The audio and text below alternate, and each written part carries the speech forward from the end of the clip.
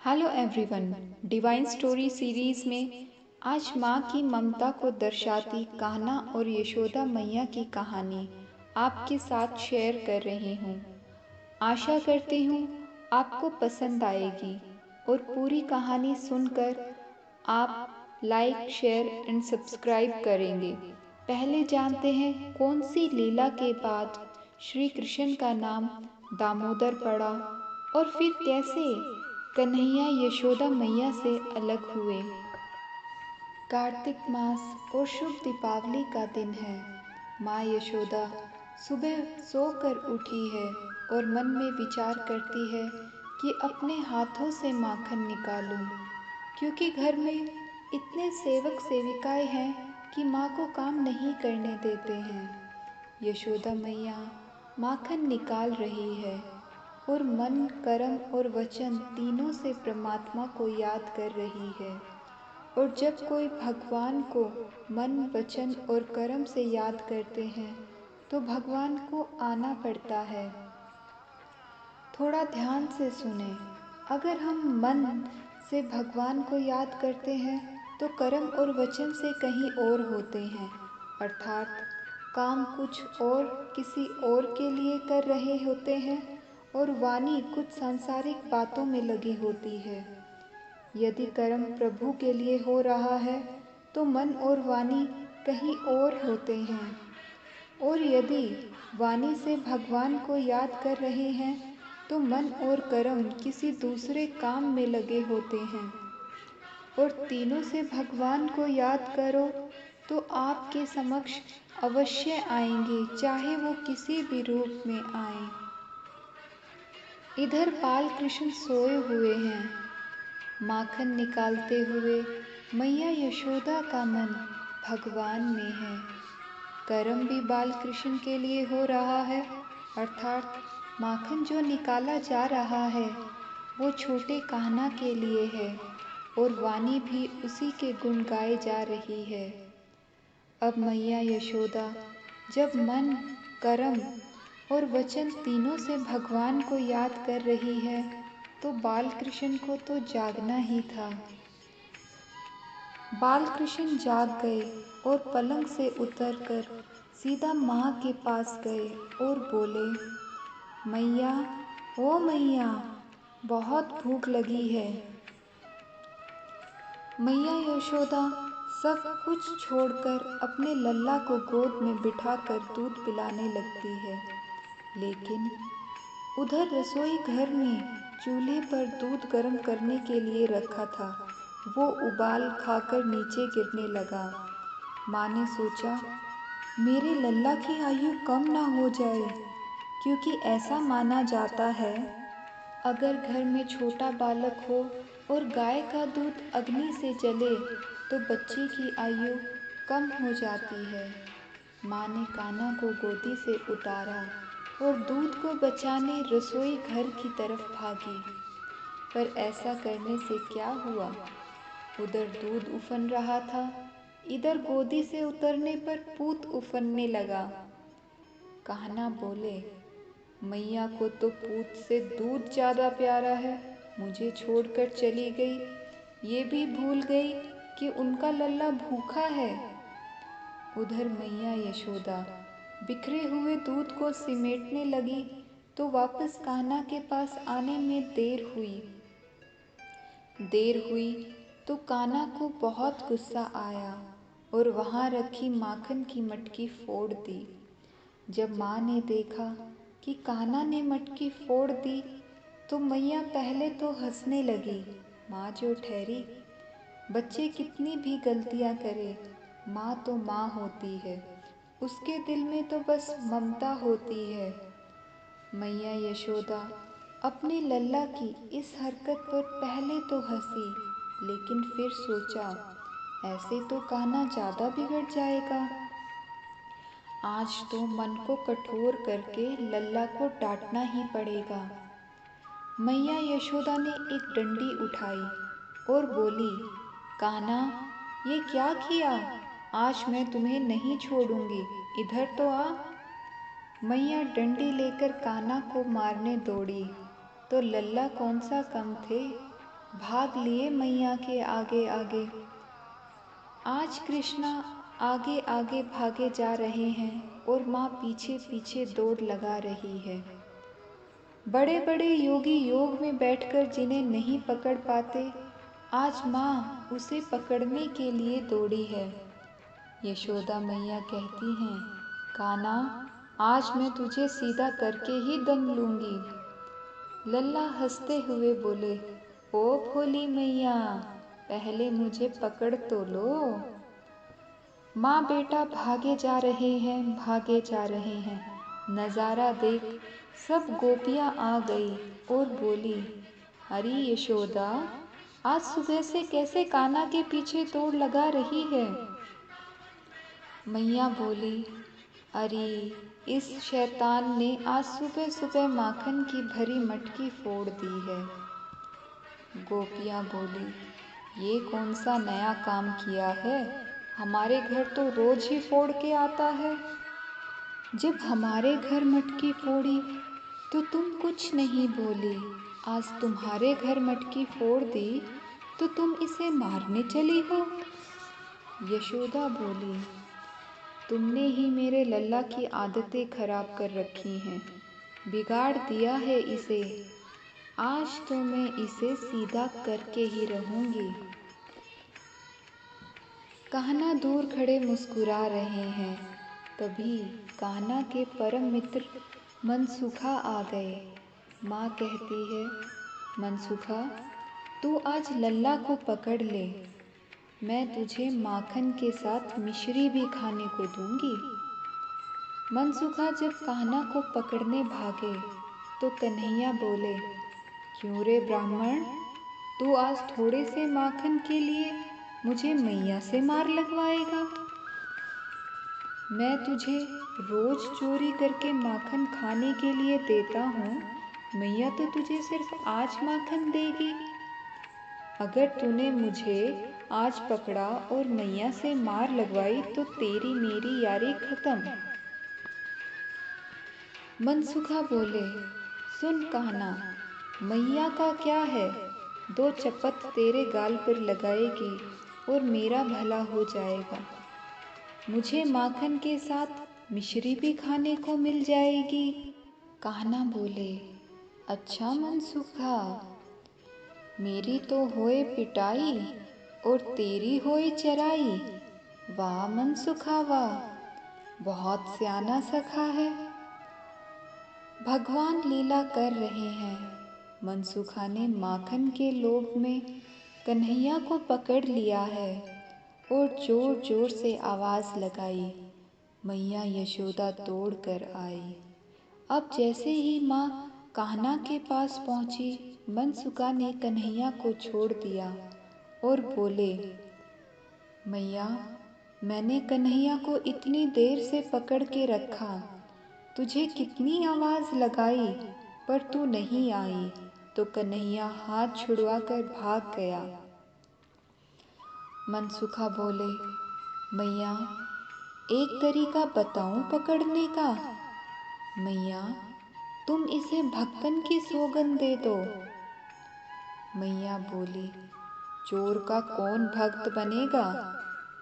परंतु फिर भी माँ कान्हा को कहती है, कन्हैया, तुझे तेरे भक्तन की सौगंध, जो तू अभी के अभी मेरी गोद में ना आए। भगवान बोले, अहम भक्ता पराधीन, मैं तो भक्तों के अधीन हूँ। और भागकर मैया के पास आ गए और बोले, ले मैया, अब मार या छोड़, मैं तेरे हाथ में हूँ। मैया बोली, लल्ला, ना मारूंगी ना छोड़ूंगी, हाँ तुझे बांधूंगी ज़रूर। और मैया यशोदा रस्सी लेकर कन्हैया को लगी उखल से बांधने। भगवान मन ही मन मुस्कुरा रहे हैं और मन ही मन कह रहे हैं, मैया, हाथ से बांधे तो बंध जाऊं, पैर से बांधे तो भी बंध जाऊं, पेट से बांध रही हो, मेरे पेट में तो पूरा ब्रह्मांड समाया है। मैया बार बार में बांध रही है, लेकिन डोर हर बार 2 उंगल छोटी पड़ जाती है। एक उंगल प्रेम है, दूसरा उंगल कृपा। भगवान कहते हैं व्यक्ति जब प्रेम में आ जाता है तो मैं उस पर कृपा अपने आप कर देता हूँ। और मैया भी जब बांधते बांधते थक गई और उन्हें अपने लल्ला पर प्यार आने लगा तो लल्ला ने भी झट कृपा की और बंध गए।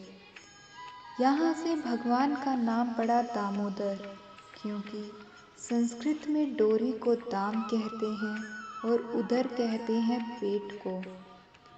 भगवान को मैया ने जब रस्सी से पेट को बांधा तो नाम पड़ा दामोदर। माँ अपने लल्ला को बांधकर भीतर चली गई। कान्हा मुस्कुरा रहे हैं और मन ही मन कह रहे हैं, भोली मैया, मैं तो तेरे प्रेम में बंध गया हूँ, वरना मुझ में इतनी शक्ति है कि दूसरों के बंधन खोल भी सकता हूँ और बांध भी सकता हूँ। ऐसे ही अनेक लीलाएं करते हुए कब 11 वर्ष बीत गए पता ही नहीं चला। ना कभी यशोदा मैया को लगा कि उन्होंने कान्हा को जन्म नहीं दिया और ना ही उनके लल्ला को लगा कि यशोदा मैया उनकी जननी नहीं है। 11 वर्ष बाद आया जुदा होने का दिन। अक्रूर जी आ गए कान्हा को मथुरा ले जाने।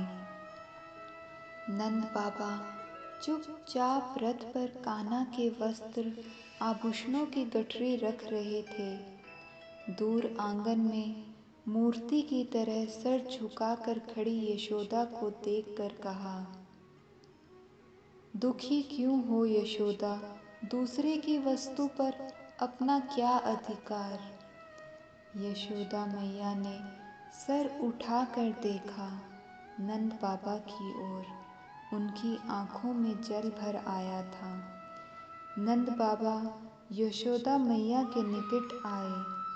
यशोदा ने भारी स्वर में कहा, तो क्या कान्हा पर हमारा कोई अधिकार नहीं?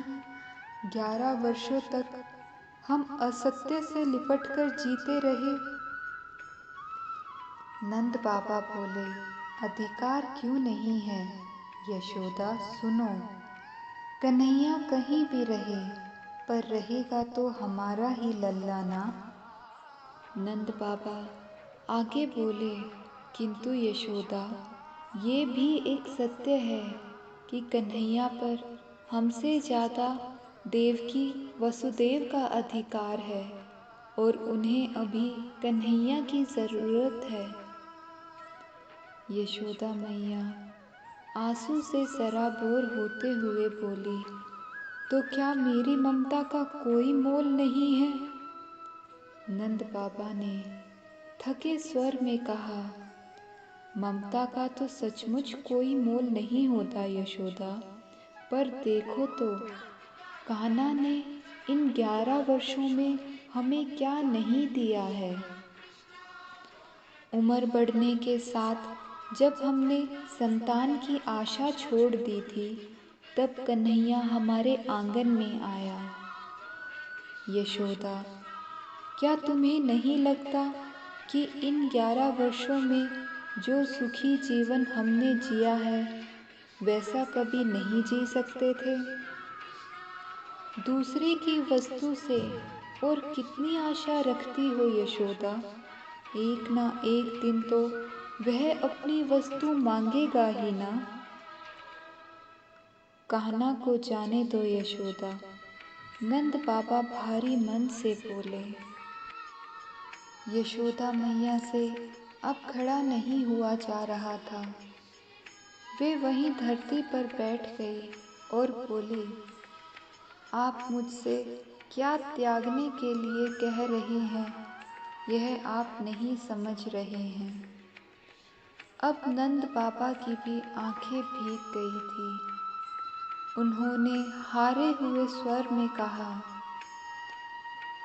तुम देवकी को क्या दे रही हो, यह मुझसे अधिक कौन समझ सकता है यशोदा। आने वाले असंख्य युगों में किसी के पास तुम्हारे जैसा दूसरा उदाहरण नहीं होगा। यह जगत सदैव तुम्हारे त्याग के लिए नतमस्तक रहेगा। यशोदा कुछ न बोल पाई। आंचल से मुंह ढांपकर घर के भीतर की तरफ भागी तो नंद बाबा ने आवाज लगाई और कहा, अब कन्हैया को भेज दो यशोदा, देर हो रही है। यशोदा मैया ने आंचल को मुंह पर और तेजी से दबा लिया कि कहीं नंद बाबा उनका रोना ना सुन ले, और आंसुओं से भीगी जुबान में ही बोली, एक बार उसे खिला तो लेने दीजिए। अब तो जा रहा है, कौन जाने फिर। आगे तो मैया कुछ बोल ही नहीं पाई, सिसकियां ही सुनाई दी। नंद बाबा भी मुंह फेर आंसुओं को पोंछने लगे, जो यशोदा मैया की हालत देखकर उनकी आंखों से बाहर उमड़ आए थे। यशोदा मैया माखन की पूरी मटकी लेकर बैठ गई अपने कन्हैया को खिलाने। आंखें आंसुओं से भरी हैं, हाथ कांप रहे हैं, जुबान लड़खड़ा रही है, जैसे प्राण शरीर से निकल रहे हों यशोदा मैया के। कन्हैया ने कहा, एक बात पूछूं मैया। यशोदा मैया ने जैसे आवेश में ही कहा, पूछो लल्ला। तुम तो रोज मुझे माखन खाने पर डांटती थी मैया, फिर आज अपने ही हाथों से खिला रही हो। यशोदा मैया ने उत्तर देना चाहा, पर मुंह से स्वर ना निकाल सकी। वह अपने आंसुओं को छुपाती हुई बस चुपचाप खिलाती रही। यशोदा मैया से कोई जवाब ना पाकर कान्हा ने फिर पूछा, क्या सोच रही हो मैया। अब यशोदा ने अपने आंसुओं को रोक कर कहा, सोच रही हूँ, तुम चले जाओगे तो मेरी गैया कौन चराएगा। कान्हा ने कहा, वाह मैया, अपने बारे में सोचा। अब कान्हा भी भावुक होते हुए बोले, तनिक मेरी सोचो मैया। वहाँ मुझे इस तरह माखन कौन खिलाएगा। मुझसे तो माखन ही छिन जाएगा मैया। यशोदा मैया ने कान्हा का माथा चूमते हुए कहा, नहीं लल्ला, वहाँ देवकी तुम्हें रोज माखन खिलाएगी। कन्हैया ने फिर कहा, पर तुम्हारी तरह प्रेम कौन करेगा मैया। अब तो यशोदा मैया कान्हा को स्वयं से लिपटा कर फफक पड़ी। मन ही मन कहा, यशोदा की तरह प्रेम तो सचमुच कोई नहीं कर सकेगा लल्ला, पर शायद इस प्रेम की आयु इतनी ही थी। अब कान्हा को रथ पर बैठाकर अक्रूर जी के संग नंद बाबा चले तो यशोदा मैया ने कहा, तनिक सुनिए ना, आपसे देवकी तो मिलेगी ना।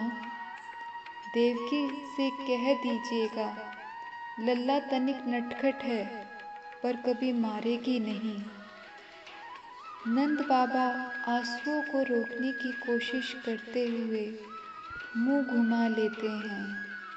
यशोदा ने फिर कहा, मैंने लल्ला को कभी दूर से भी नहीं छुआ है, हमेशा हृदय से लगा के रखा है। नंद बाबा ने रथ को हाँक दिया।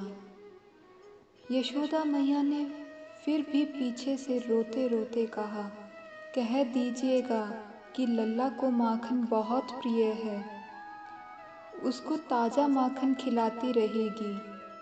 बासी माखन में कीड़े पड़ जाते हैं। नंद बाबा कुछ बोल नहीं पा रहे क्योंकि आंखों में आंसुओं का सैलाब है और जुबान भारी हो गई है।